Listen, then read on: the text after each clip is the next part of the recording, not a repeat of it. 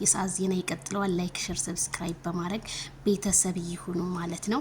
እንግዲህ ሚኪዬ መልስ ሰጥቷል በትናንትናው ቪዲዮ። ሩታ እንግዲህ ለሄርሜላ ቀመር እንዳሰበችና ወደ ራሷ ልታረግ እንደቻለች እንዲሁም ሩታ መጠቀሚያ እንዳረገቻት ነው ሚኪ የተናገረው። የኔን ሀሳብ ነው ሚኪ የገለጽከው፣ አሚሩም እንደዛው ማለት ነው።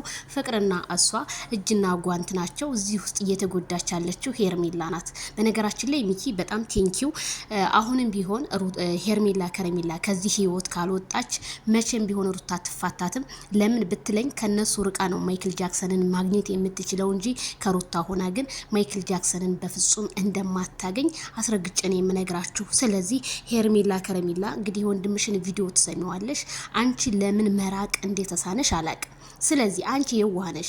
አንቺ የዋህ ስለሆንሽ ሩታ አሸበል ገዳሜ ብላ እሪኩም ዘመዳ በሚለው ደግሞ ቤቷ ታስገባዋለች ማለት ነው። ካንቺ አሁን አሸሽ እያለች አንቺን በኮሜንታተር ልታስጠላ የሷን አይነት ሪያክሽን የሷን አይነት ማንነት እንድትሰሪ እንድታረጊ እያደረገች ነው። ሄርሜላ ደግሞ በጣም ቆፍጣና፣ በጣም ጀግና፣ በጣም ለሰው ልጅ ሪስፔክት ያለሽ አንቺን የምንጠብቅሽ ትልቅ ቦታ ላይ እንጂ በእንደዚህ እንደሷ ሶሻል ሚዲያ ወንድን እየተከተሉ አልፈልግሽም ያላትን ሴት እየተከተለ